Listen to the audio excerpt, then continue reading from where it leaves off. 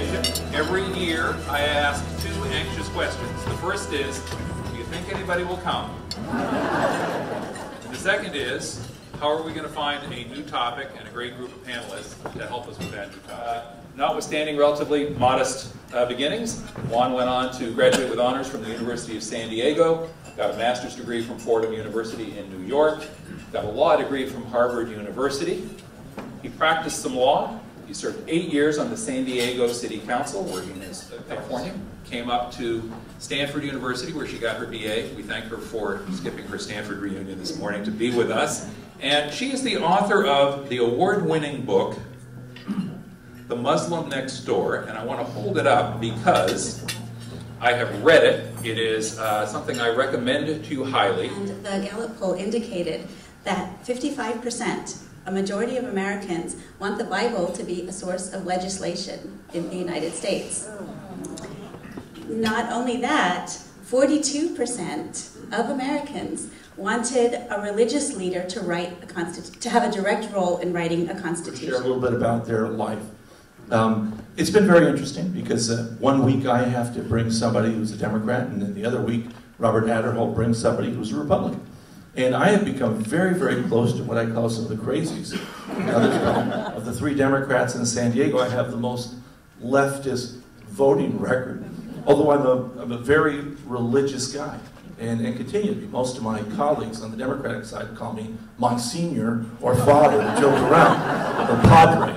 But, so again, I did not hide my views at all, but at the same time, I am very liberal, very much in favor of all the things that most very liberal Democrats are in favor of. You know, I do think that the world is changing. There's climate change, very much in favor of changing that we should be good stewards of the world. Very much believe that anyone's love and everyone's love is the same, and people ought to be able to marry whomever they want to marry. The pop culture question is, so what are we to make of County Clerk Kim Davis? Okay, apparently we have some opinions here. For those of you who don't know County Clerk Kim Davis in Kentucky, she is the clerk who indicated she would not issue marriage licenses to same-sex couples, notwithstanding the decision by the United States Supreme Court, because it violated her religious beliefs. Quick answers on this one? Juan, start with you. Juan's looking at me like, really? Yeah, just start with me. Yeah, I loved what he said. Pope said, no. I didn't know who she was. There's 20 people online, just like Juan. That is what he said.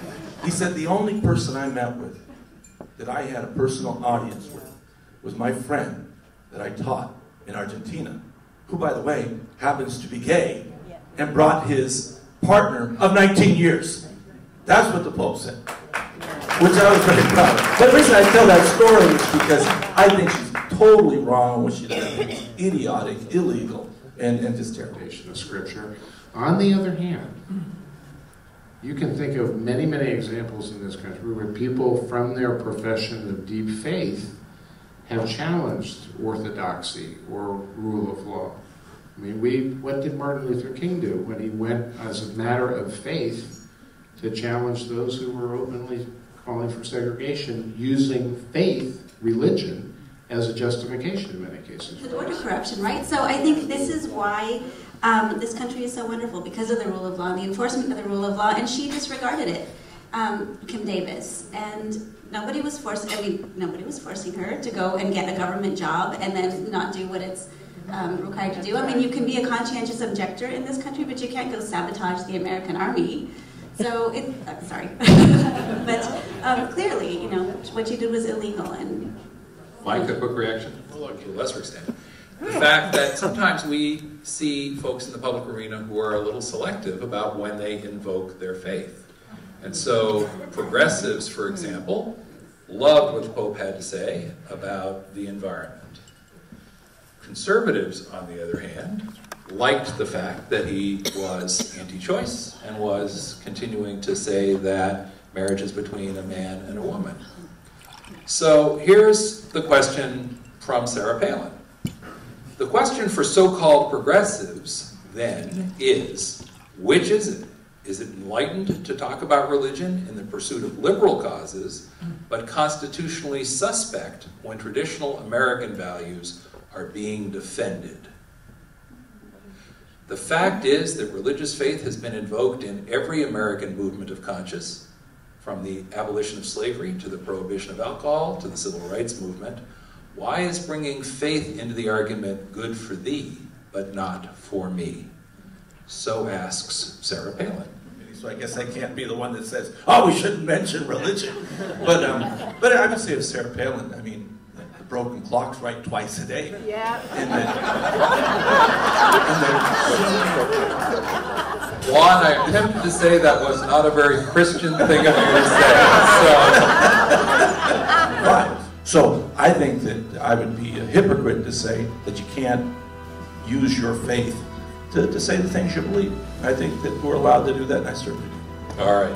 Let's go to questions. Taking in the public square. But the answer to that, I think, is the one that Abraham Lincoln famously gave when he said, when people tried to talk about the righteousness of the Union Clause as being a reflection of divine providence, he said, no, the question is not whether God is on our side, it's whether we are on God's side.